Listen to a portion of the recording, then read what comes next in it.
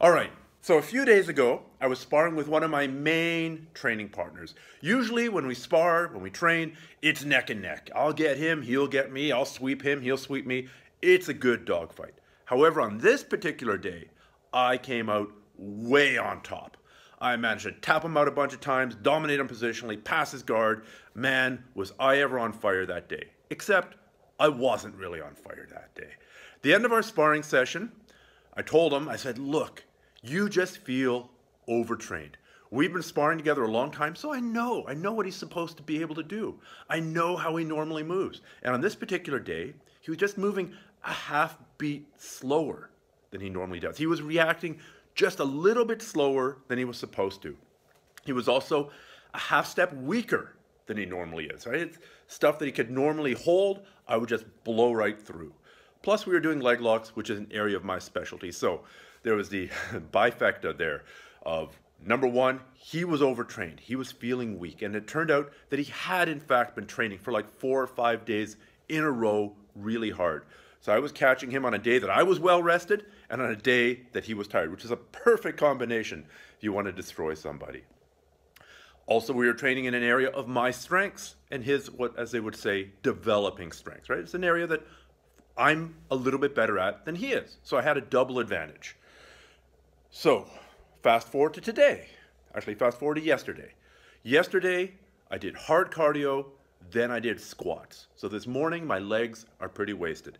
Then I go do my long cardio session, which is an 800-meter climb up a mountain in the rain. It was really cool. It was a good character building exercise because you're struggling through the rain. My legs felt even more like rubber.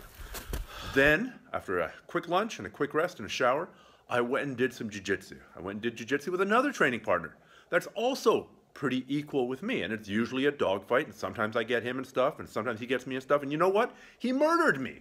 He absolutely murdered me. Now it was my turn to be overtrained. It was my turn to not be firing on all cylinders. Now I'm using the overtraining example because it's a fairly obvious, fairly easy thing to understand. But there are other reasons that one day you're going to kick the ass of your training partner, and one day he's going to kick your ass. Maybe you're training in an area that he's a little bit better at and that you're not as good at. Maybe you're feeling completely healthy and maybe he's coming down with a cold or something.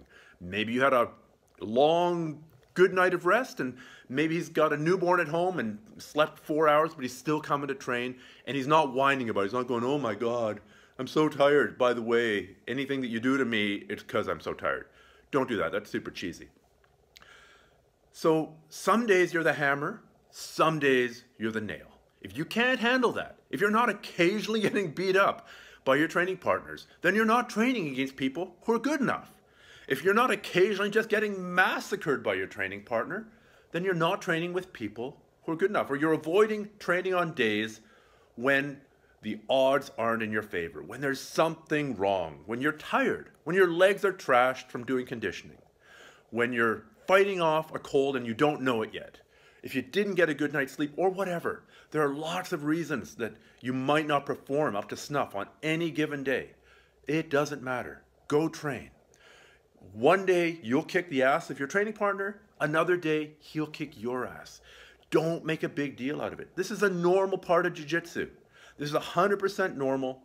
If you get totally bent about the fact that, well, normally I can go neck and neck with Jim and today he kicked my ass, I suck. You're gonna just wear yourself down. Don't do that. Just accept that there are days when you're gonna be the nail. When you're gonna get smashed. It's okay. It happens to everybody. It happens to me. I've been doing jiu-jitsu. I've been grappling. I've been doing martial arts. Well, I've been doing martial arts for 35 years. And there have been days that I've been on fire. I've been untouchable. I've gone through all my training partners, and it was great. And there were days when I've been tapped out by blue belts. And yeah, it's a little bit hard on the ego, but you know what? It's a lot easier if you remind yourself that this is the natural way of things. This is the normal way of things. Don't freak out about it. Just go back to class, keep on training, and one day it'll be your turn to be the hammer. Anyway, take care and good luck with your training.